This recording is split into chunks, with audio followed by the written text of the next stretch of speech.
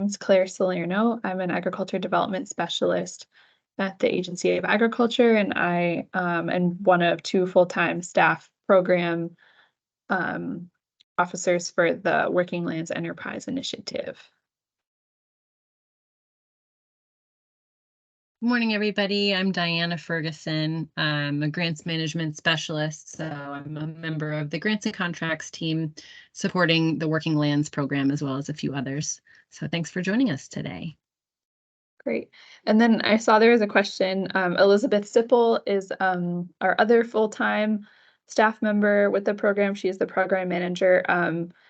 Her email is elizabethsipple@vermont.gov. We didn't put it up there since I am the main point of contact for folks interested in applying, and I'm happy to connect you to her as needed. So we're going to run through some slides here, and then we'll have a demo of how to apply in our online portal, and then we'll have some time for Q&A. And if you have any questions, you can put them in the chat, which Diana will be monitoring, or raise your hand, or feel free to unmute and interrupt me. And it looks like everyone's muted right now, which is great. So just for some background, the Working Lands Enterprise Initiative was created in 2012, and it manages and invests about $1 million annually into agricultural and forestry-based businesses in Vermont. Since the program was founded in 2012, there's been about 16 million awarded to date, and this year, which is fiscal year 2024, there's $3 million available.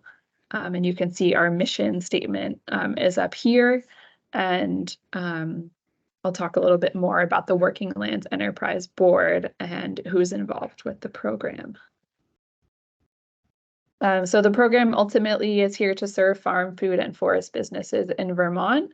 The Working Lands Enterprise Initiative is housed at the Agency of Agriculture, Food, and Markets, but it's jointly kind of administered through the Agency of Commerce and Community Development, as well as the Department of Forest, Parks, and Recreation. On our board, there are 3 permanent seats for the Vermont Agricultural Assistance Corporation, the Vermont Sustainable Jobs Fund, and the Vermont Housing and Conservation Board. There are also specific seats for private sector folks across the agriculture and forestry industries and the Vermont food system as a whole. And the grants and contract applications are reviewed and awarded through a competitive review process that's guided by stakeholders from across those industries, as well as nonprofit and government folks. So this year, which is fiscal year 2024, the state fiscal year runs from July 1st to June 30th. So we're towards the beginning of fiscal year 2024 right now, which will end on June 30th of 2024. There's quite a few different grants that will be available to apply for. Today, we're talking about these first 2, which is the Service Provider Grants and the Producer Association Grants. And as we'll discuss, those are grants specifically for organizations that are serving agriculture and forestry-based businesses, not so much businesses themselves that are looking for grant funds. We'll have future webinars for each of these business grant opportunities that are opening from October onward. And there's more information as well as a chart on our website about the different grant opportunities, and I'm happy to answer any questions about that as well. There will be an RFP for service provider contracts, which are larger awards than the grants, and that will be coming out in a couple weeks as well. So the timeline for these grants, the Service Provider and Producer Association grants, the request for applications came out last week, and the application also opened in WebGrants. So we're currently at the beginning of the application period, and the applications will be due on Monday, October 16th at 8 p.m. So you have from now until then to complete your application. We'll be making decisions and notifying everyone sometime in early December of this year. And then in January is when you'll send in your paperwork and get the grant agreement processed and can get started on the project. So the general eligibility for these grants. Oh, go ahead. Someone have a question? Okay. So anyone applying for these grants organizations must be based in Vermont and registered with the Secretary of State when you apply. This grant is for service providers and producer associations, which are typically nonprofits, but not always. So any structure is eligible. Applicants must be in compliance with all state regulations and in good standing with the state when you apply and remain so during the entire grant period. If you are with an organization that previously got a service provider or producer association grant, whether that was last year or in any year, you can reapply this year. If you've received a grant in the past, it will be important in the application to measure and report on the results of those previously funded projects and demonstrate how continued funding will grow or improve the program organization, whether the application this year is for the same thing or if it's for something else, explaining how it may or may not be related. And if you're looking to reapply to do the same kind of type of service or program, it should be provided to a new group of businesses for this funding period and able to reach more working lands businesses. So speaking about the service provider grant specifically, you can apply for anywhere from $10,000 to $25,000. Eligible projects should provide direct technical assistance or as well as indirect services to Vermont-based working lands businesses. So that could be agriculture or forestry-based businesses, and these can be ongoing or new pilot programs.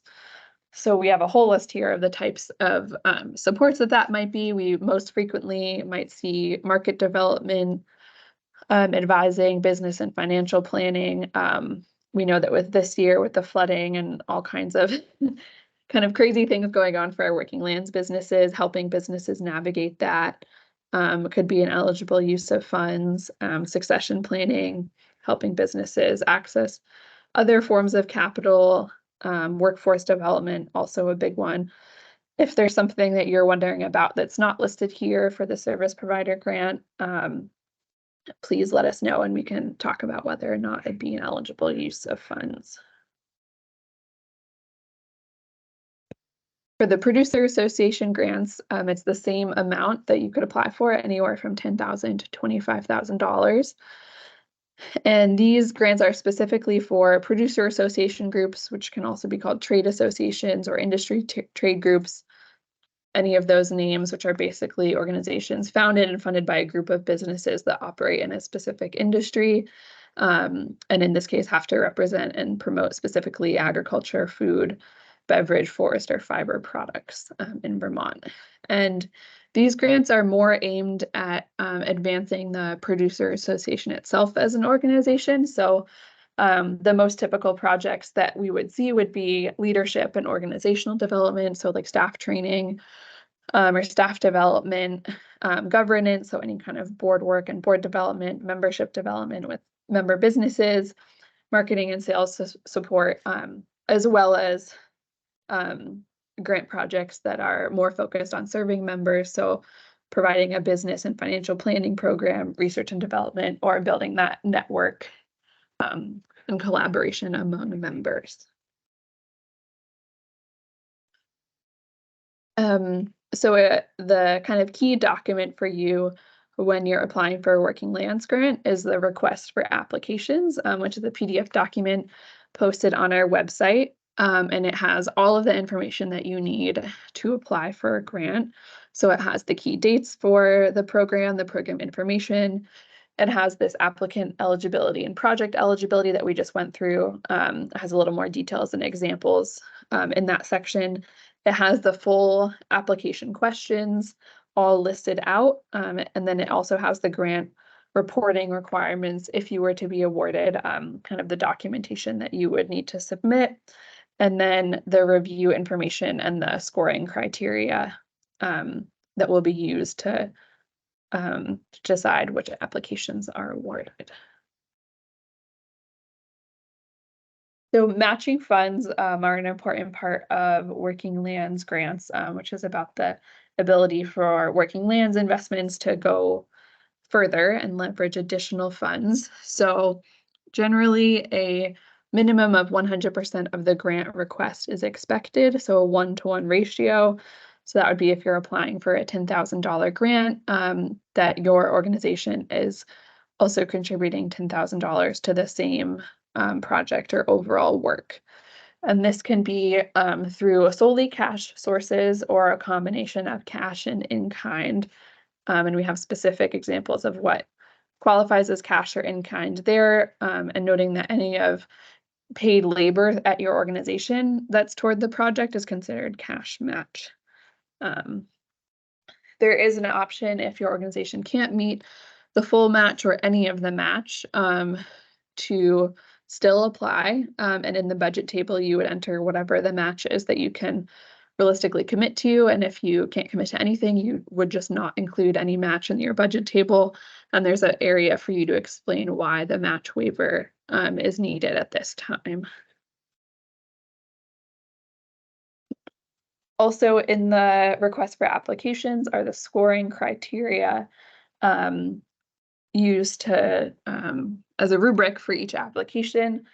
So they're listed out here, and we definitely want to note that it's likely that not every application that gets awarded is actually going to, be strong in every single area. We know that some projects might be really strong in others and some less strong in other areas, and they're still worth awarding.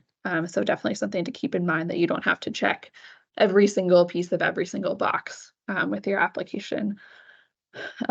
So the most important pieces are the quality of the concept and the management team and the expected outcomes of the proposed project.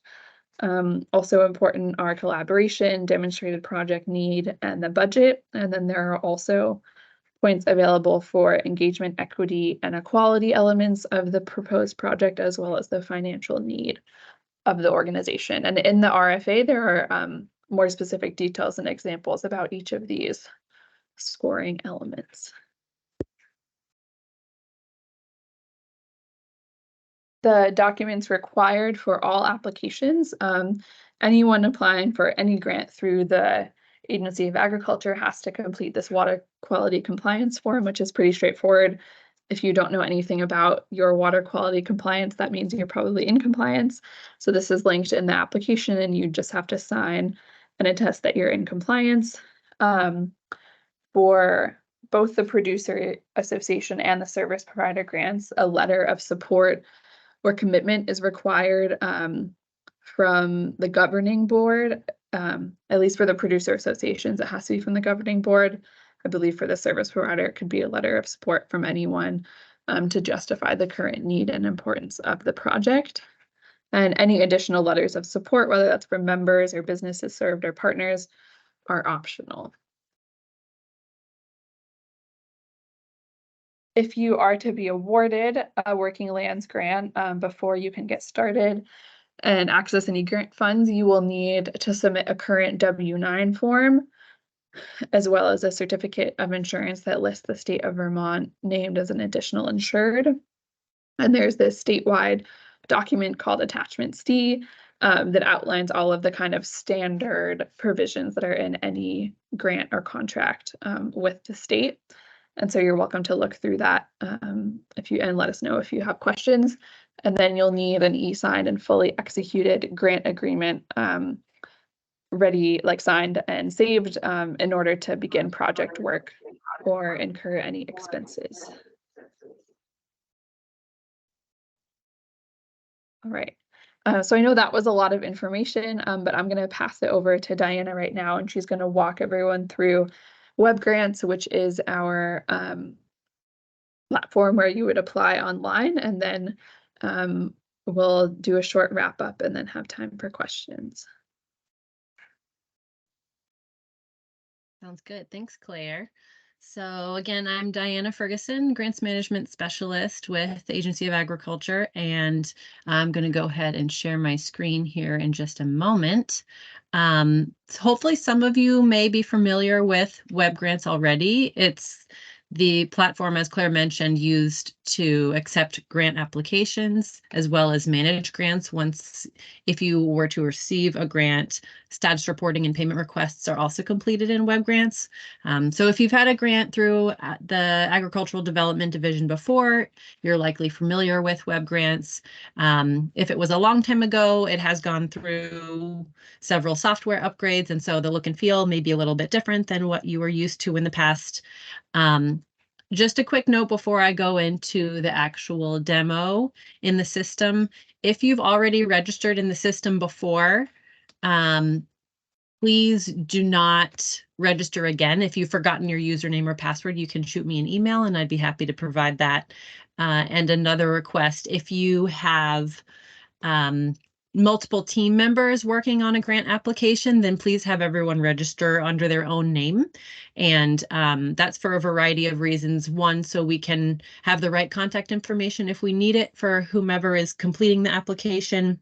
And the other is if you're awarded a grant, each person involved in management of the grant needs to have their own independent web grants account. So you would be linked under the same organization. There's no limit to how many people you can have under one organization in the system.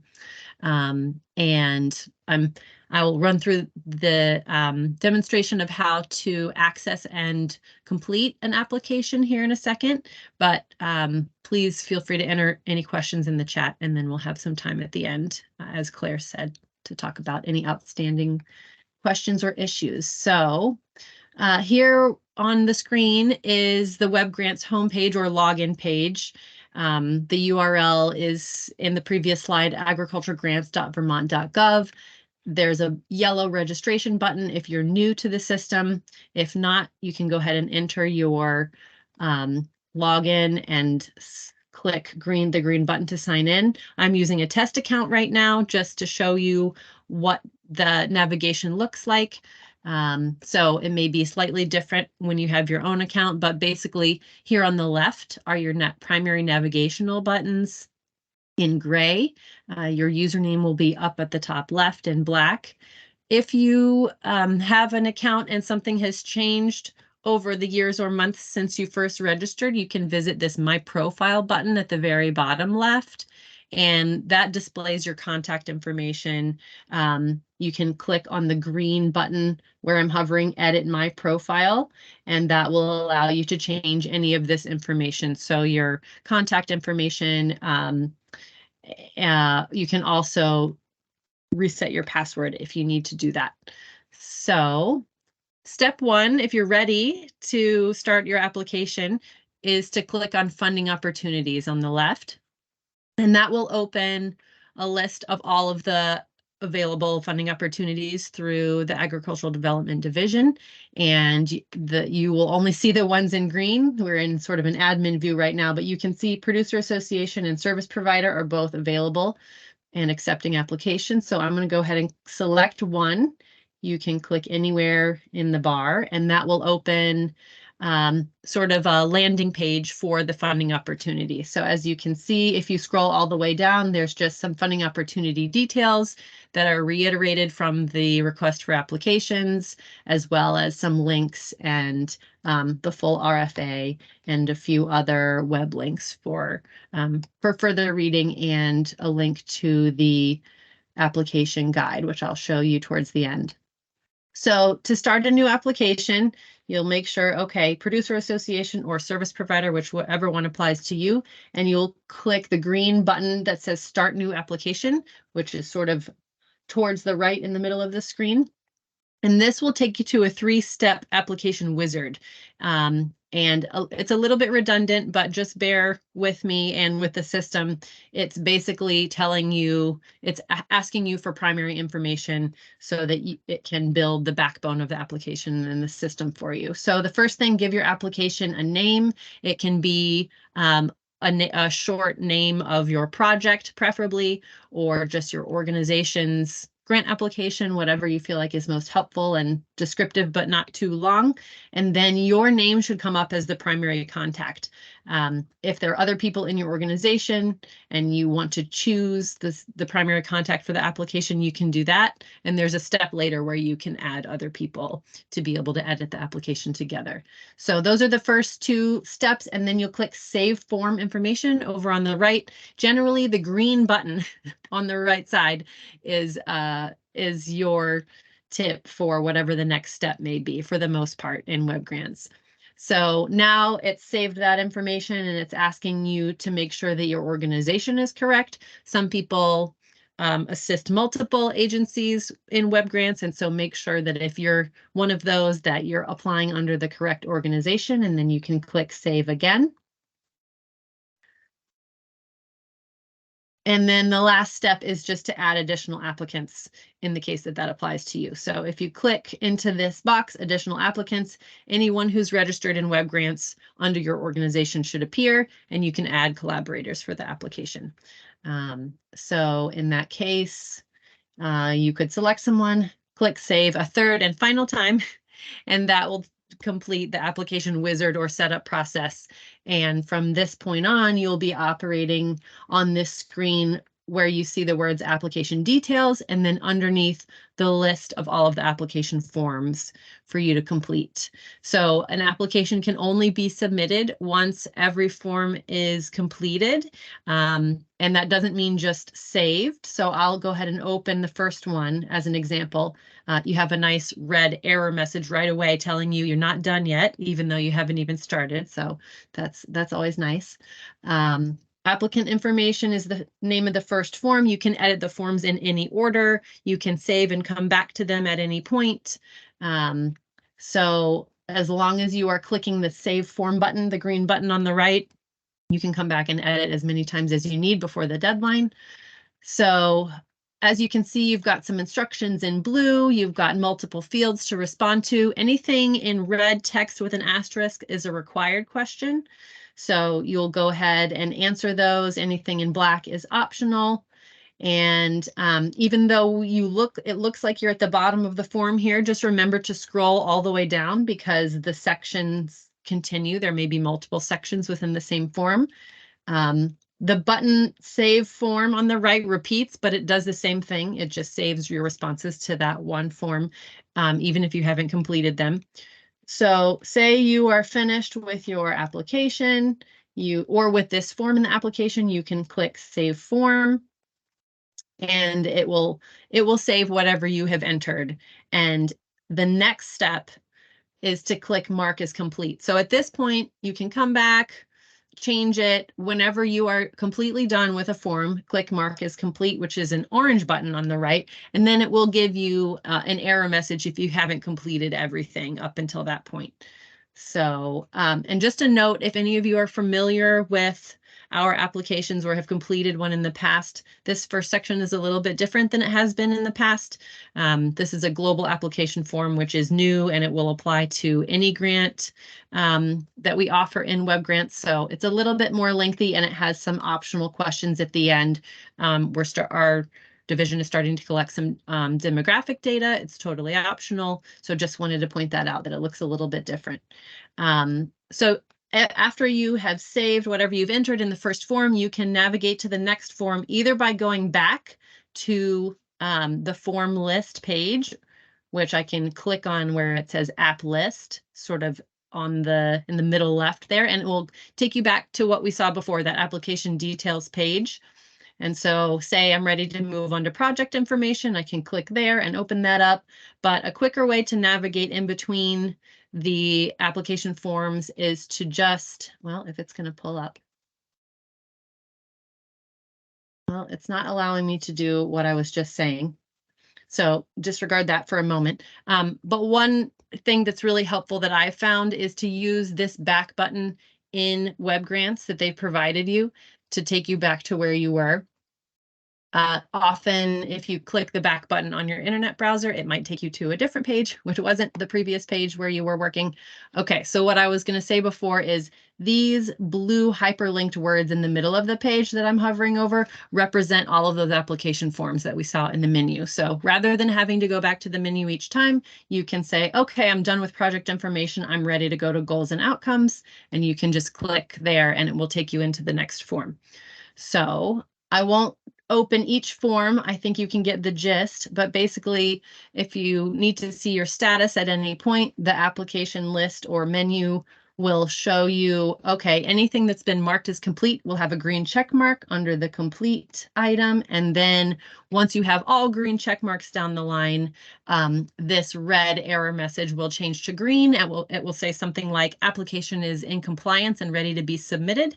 And then you'll have an orange submit button pop up on the right.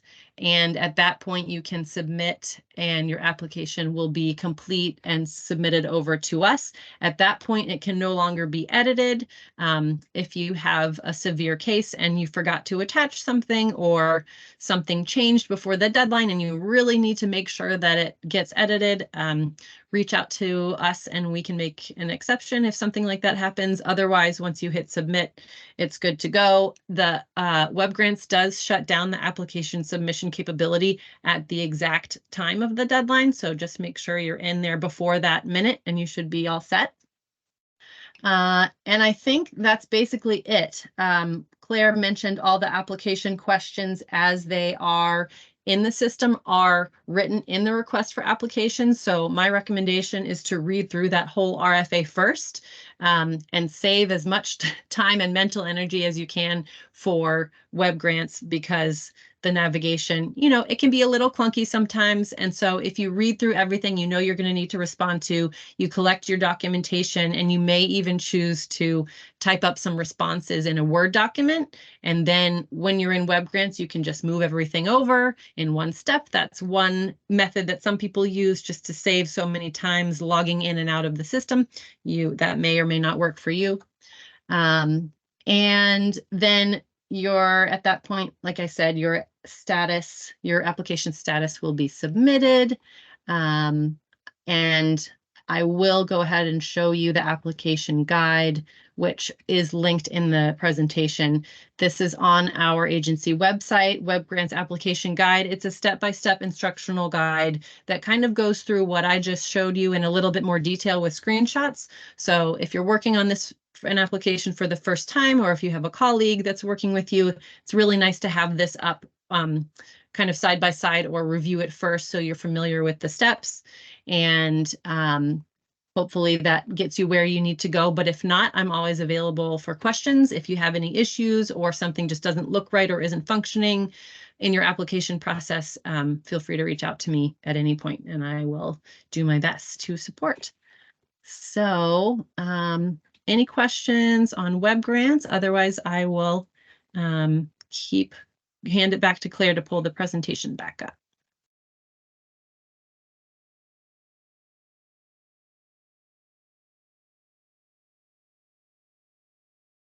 Great.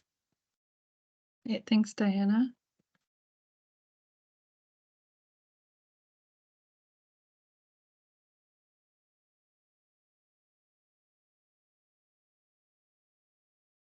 Can everyone see the slides again? Yes. There we go. Yeah, so just a couple more things to go over. There's several different resources available to you as you apply. We do have a frequently asked questions page on the Working Lands website that kind of has all different questions about the matching requirement, if you have applied in the past, or if you received a grant in the past, if you can apply again, things like that. So if you have a question about sort of program things, I would recommend first looking in the request for applications and then looking in this FAQ. And we do try to keep that updated. If we're getting new questions, I'll add them there. If you'd like to sign up for our weekly newsletter, there's a link and we'll send these slides out so you have this information. It's all also on our website. If you're looking for other grants through the Agency of Agriculture, there's a funding opportunities calendar on the agency website that you can look at. And then maybe less relevant for this group, but we do keep a list of some business planning and counseling resources on our website. I guess if you are someone that provides that and you want to be added to that list, please let us know and we'd be happy to do that. We also have a business development directory tool. And then you can follow us on social media. We're at VT Working Lands. We try to post application reminders and information there as well if you want to follow us. And same with the weekly newsletter. We'll also have some reminders of when other applications are opening and for these ones, reminding you that when they're closing. Some overall tips for when you apply. Starting early is great. This is due on October 16th. So getting everything done sooner rather than later, especially since there is that letter of support that's required for both of these applications. Thinking now about who's writing that and making sure you have that lined up. If you have other stakeholders or partners that need to be part of this, setting up a meeting with them, that might not be the case for everybody. Registering web grants as soon as possible. As Diana said, if you have multiple folks from your organization working on it, making sure everyone has their own account. The most important thing is reading the full request for applications, which is posted on our website. Each funding opportunity has its own page, and then the request for applications is linked there. There's that web grants application guide that Diana talked about that has the same information that we went through in the walkthrough. So that's a handy tool if you have tech questions. And then of course, Diana is available. As she mentioned, if you want to draft responses in a separate document, you can do that. And if you have any questions, we're happy to chat one-on-one. So I'll be the main contact person if you have questions about the Working Lands program in general or your project eligibility. I'm happy to chat with you about that over email as well as phone. I can put my phone number in the chat. And then if you have any web grants questions, that will be for Diana. If you send them to me, I can certainly loop her in though as well. And I think that's it for our presentation.